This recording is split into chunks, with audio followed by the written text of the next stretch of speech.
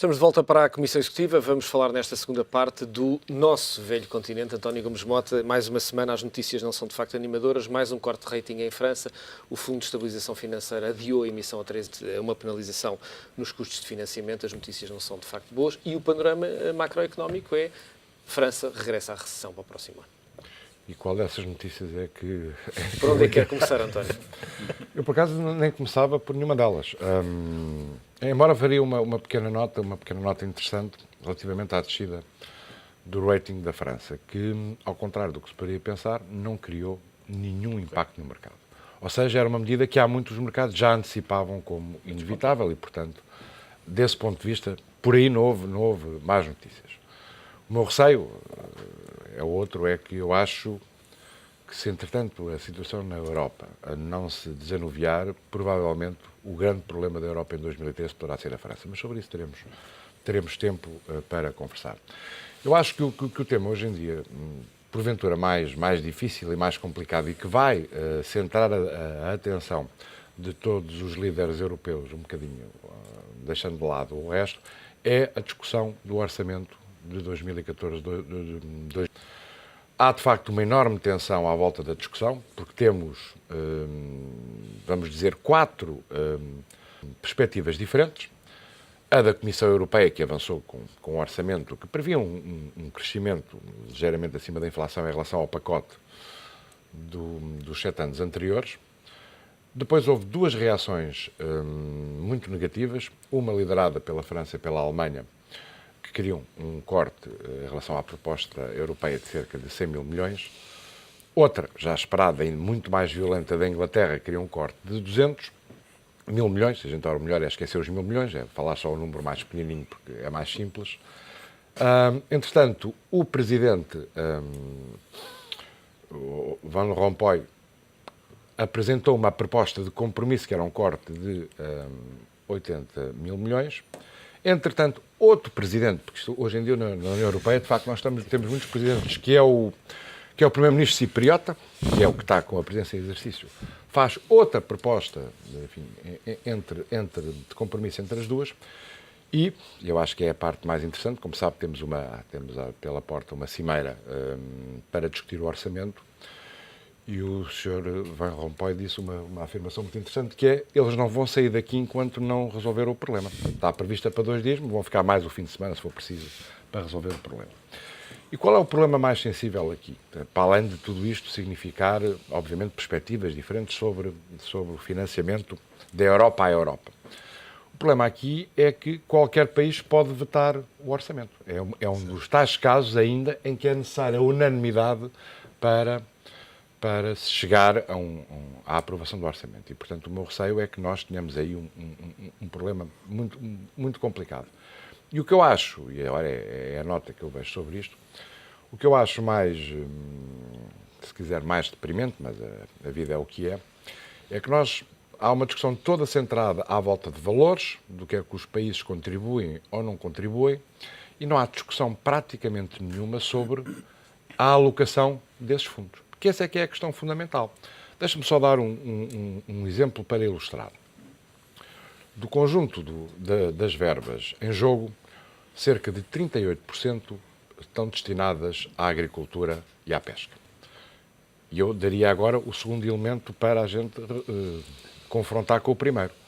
A agricultura e a pesca, na Europa, representa cerca de 2% do valor acrescentado bruto gerado pelo conjunto dos 27 países. Portanto, há aqui um desequilíbrio muito grande entre, de facto, o que se faz em termos de alocação de recursos e aquilo que provavelmente serão as necessidades mais prementes, nomeadamente na agenda de competitividade europeia. E esse é um tipo de discussão que não se vê. Andamos permanentemente à volta do grande número, o que é que eu pago, o que é que tu pagas, ou o que é que eu deixo de pagar, e saímos ao lado da discussão que é mais relevante. Pior, eu acho que esta hiperconcentração, porventura inevitável, à volta do orçamento, está a paralisar todos os outros assuntos relevantes que era bom que fossem avançando, nomeadamente os passos que importa dar a nível da construção da União Bancária, da implementação do Fundo de Estabilização Financeira. Eu acho que tudo vai ficar agora suspenso até que a gente consiga resolver este problema orçamental, para o qual eu não antecipo uma solução fácil. Vítor Gonçalves, tem sido este o problema da Europa nos últimos tempos, mais do que meses. Cada vez que existe um problema, para tudo. Esse problema não se resolve. É mais um problema que fica em cima da mesa. Agora é o orçamento, com a Inglaterra a ter uma posição muito extrema, mas outros países, de facto, a fazerem um braço de ferro. E Portugal, em qualquer dos cenários, sai extraordinariamente penalizado. Eu começava pelas suas primeiras palavras, nestes últimos tempos. E os últimos tempos, neste caso, são os últimos 13, 14 anos.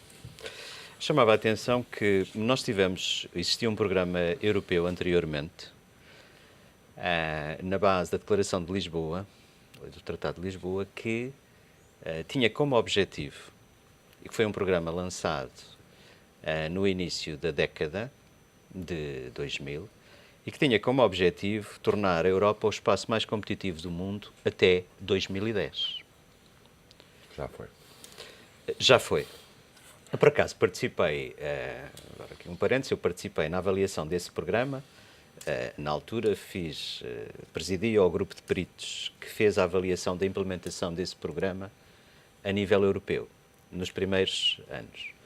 A avaliação foi muito simples de fazer porque o programa não se implementou.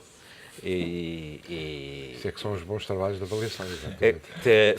Fui muitas vezes a Bruxelas, ia todos os meses a Bruxelas, às vezes mais do que uma vez, falando com muita gente, fazendo muitas análises, muitos diagnósticos, muitos relatórios, mas o resultado, que depois foi apresentado publicamente e que está disponível, foi efetivamente que não se tinha iniciado a implementação do programa logo naquela primeira fase que era suposto. E chegou-se ao final de 2010 e efetivamente nós, face ao objetivo que estava definido, eu volto a repetir, tornar a Europa o espaço mais competitivo do mundo, e na altura assumia-se como referência dois blocos, face aos Estados Unidos e face ao Japão. Bem, efetivamente não se conseguiu, estamos cá para constatar. E não se aprendeu. E não é, neste caso, não aprendeu Portugal, não aprendeu a Europa. Ou pelo menos não retirou as ilações que devia retirar. E a verdade é que se define-se um novo programa que tem um conjunto de objetivos que genericamente são bastante semelhantes ao programa anterior, em que está, como já estava anteriormente, criar um espaço mais competitivo, desenvolver investigação e desenvolvimento, Europa mais coesa, etc. Um conjunto de objetivos com os quais é muito fácil de estar de acordo, porque é tornar a Europa mais forte, mais importante no contexto internacional, ainda por cima num contexto internacional ainda mais difícil, porque, entretanto, temos a ascensão da China, temos a ascensão do Brasil, temos a ascensão, felizmente, de alguns países chamados emergentes, outros países da Ásia, próprios países africanos, e para além do Brasil, também outros países da América do Sul. Isto é, a Europa surge nesta década com mais concorrentes ainda do que tinha até então. Os objetivos continuam a ser muito legítimos, muito defensáveis, com os quais é fácil estar de acordo, mas quando se chega à altura de vamos lá pôr nisto, vamos lá fazer um orçamento para ver como é que levamos isto à prática, não saímos do mesmo sítio. E porquê? Porque, desde já, a questão que é invocada é que os países que têm sido conhecidos como contribuintes líquidos querem diminuir essa contribuição. Por outro lado, os países que são chamados os Grupo da Coesão, que são 15 países, entre os quais se encontra Portugal, estão contra, e penso que fazem muito bem estar contra, estão contra as medidas que vão contra os seus próprios interesses, nomeadamente medidas que têm diminuições que têm a ver com, que afetam a política agrícola comum, por exemplo. Medidas que têm a ver com a dinamização da investigação a nível comunitário, que afastarão Portugal ou tornarão cada vez mais difícil a participação de Portugal nos grandes consórcios europeus. Isto é, Tanto quanto é conhecido publicamente, as posições do nosso ministro Paulo Portas, e agora falando aqui em termos estritamente nacionais, estou de acordo com as posições que têm sido assumidas, que revelam uma vontade, como deve ser típica de qualquer ministro, de defender, em primeiro lugar, os interesses do nosso país, quando o que os outros estão a fazer também é estritamente, os outros que não, conhecidos por não serem do grupo da coesão, o que estão a fazer é também defenderem estritamente os interesses deles próprios, não pensando nessa tal coesão. Diogo da Silveira, há umas décadas atrás havia um comediante brasileiro que dizia, referindo-se ao seu país, que o Brasil tinha tudo para dar certo, mas nunca dava certo. A Europa está a entrar um bocadinho nessa situação. Tem tudo para dar certo, mas nunca dá certo. Eu acrescentava à reflexão do Diogo um comentário, uma nota que eu li num editorial há alguns dias do El País, que achei muito interessante, que dizia que o problema da Europa é não ter pensamento de longo prazo e que, portanto, os objetivos europeus deviam ser definidos para 2070. Porque quando lá chegássemos já estávamos todos mortos e, portanto, não tínhamos que nos preocupar se o objetivo tinha sido atingido ou não. Mas deixa a reflexão do Diogo. Diogo, com um aspecto positivo sobre este tema negro. Sobre essa parte, a reflexão é rápida. Passar-lhe a palavra, Diogo, é sempre um desafio com estes problemas. Como é que consegue encontrar um ângulo positivo? Um ângulo positivo. Mas eu também encontro aqui um ângulo positivo, aceitando um pressuposto, que é, eu acredito que o futuro da Europa passa por uma Europa federal, uma federação de Estados a sério. E, portanto, sempre que nos encontramos face a situações que representam obstáculos, em que fica claro que, pelo menos, uma das soluções será ir para mais Europa e uma visão mais federada, eu vejo isso como positivo. Mesmo se não sou masoquista, às vezes, pelo menos quando era miúdo, eu gostava de ir para os carrinhos de choques. Os carrinhos de choques, a pessoa vai evoluindo, bate num carro, depois salta, depois bate noutro.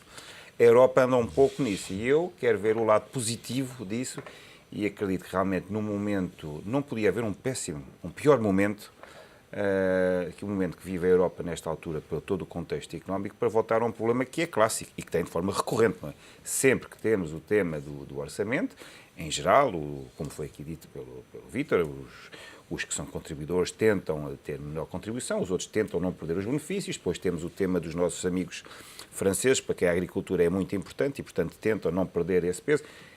É sempre um pouco uma cacofonia, não é? É mais relevante que nesta altura não seja, porque o contexto todo faz com que estejamos a ser observados de fora da Europa, não só pelos Estados Unidos, como sempre fomos, e pelo Japão, como já somos há 10 anos, mas hoje em dia um conjunto de outros países olham para nós e, a meu ver, com algum sorriso irónico, não é? Porque nós, quando pensamos que há umas décadas atrás era a Europa que ajudava outros países, hoje em dia nós temos de ser ajudados e, portanto, como temos de ser ajudados, temos de nos, dito de forma simples, temos de nos portar bem, não é? Temos de ser sérios, não é?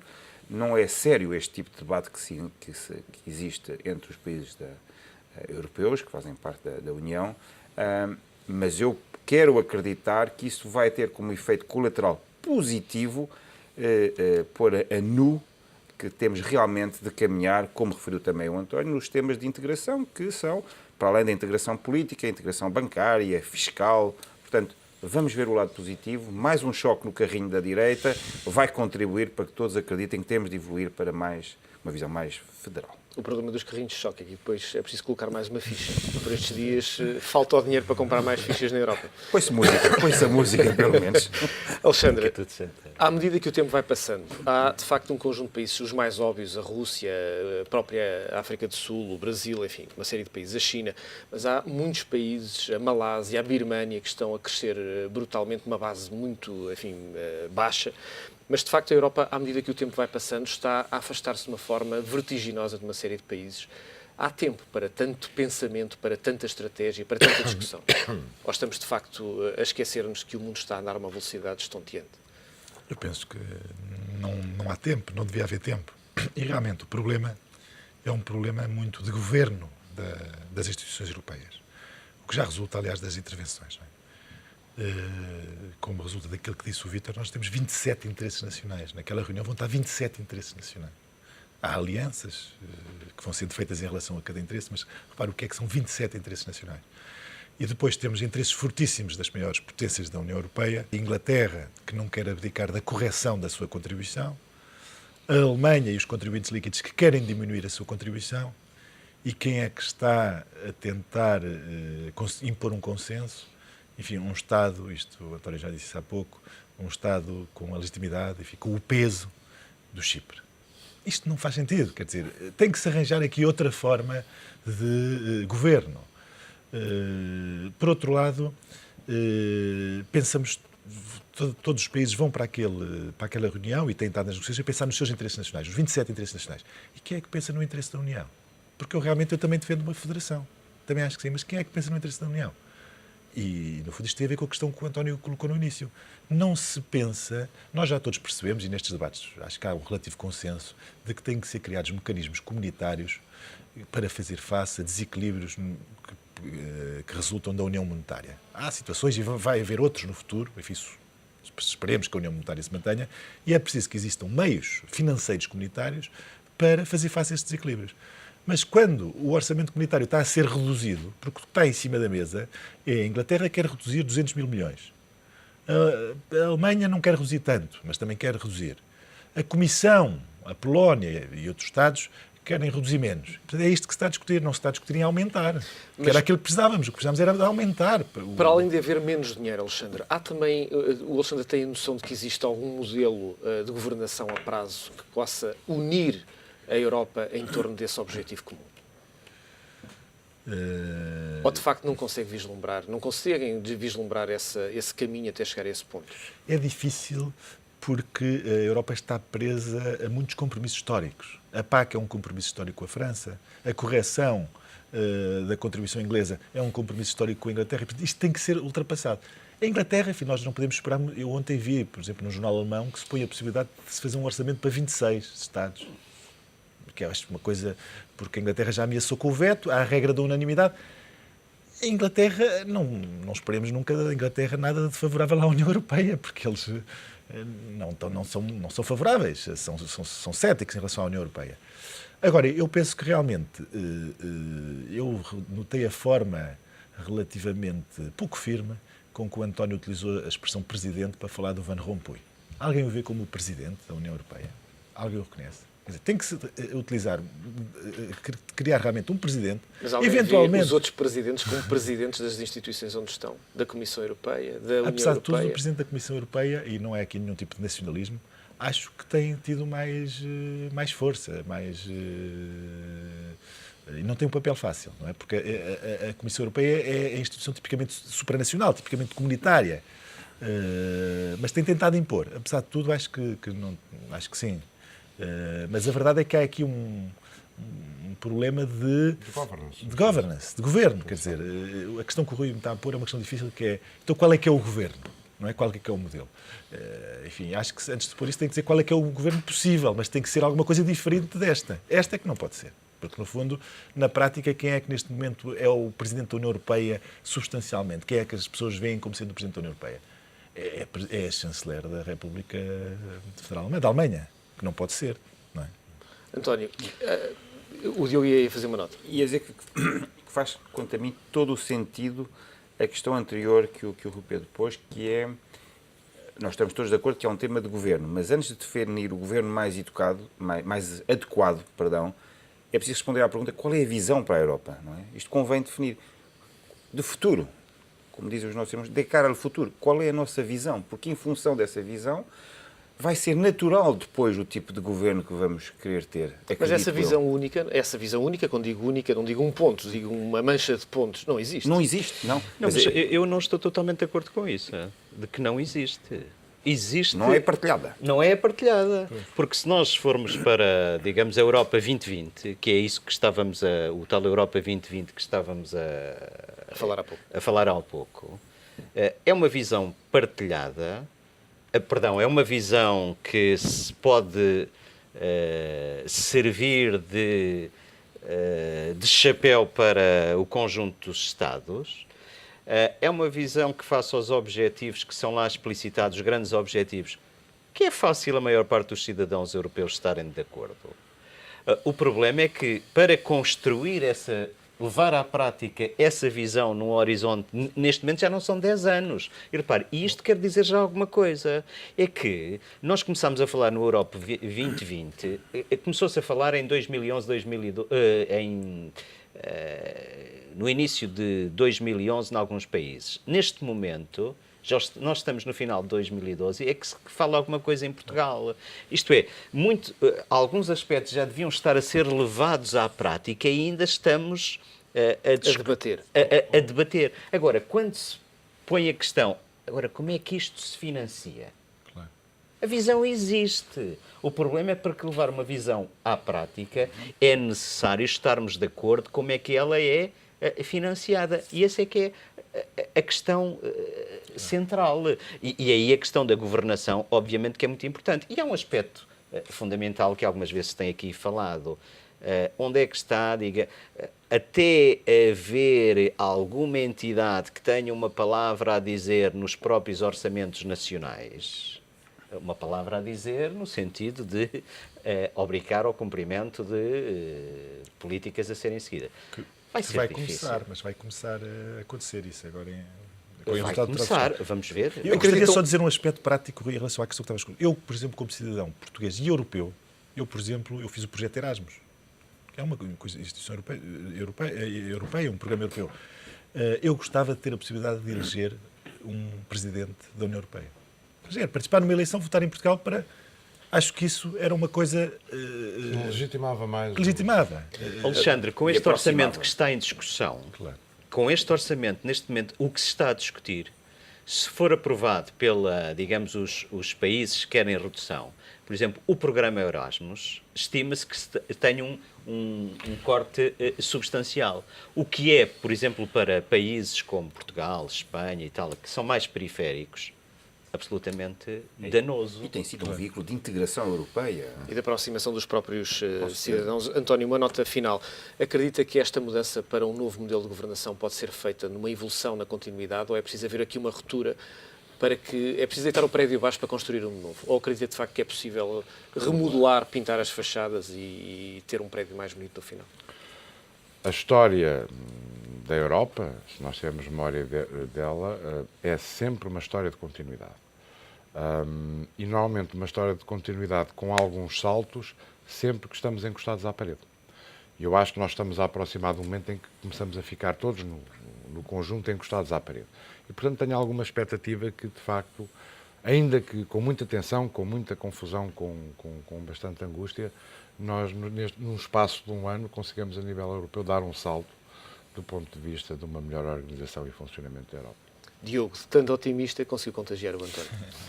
Agradeço a vossa presença nesta Comissão Executiva, desejo o resto de uma boa semana. É o ponto final na Comissão Executiva, que regressa amanhã. Aproveite este dia.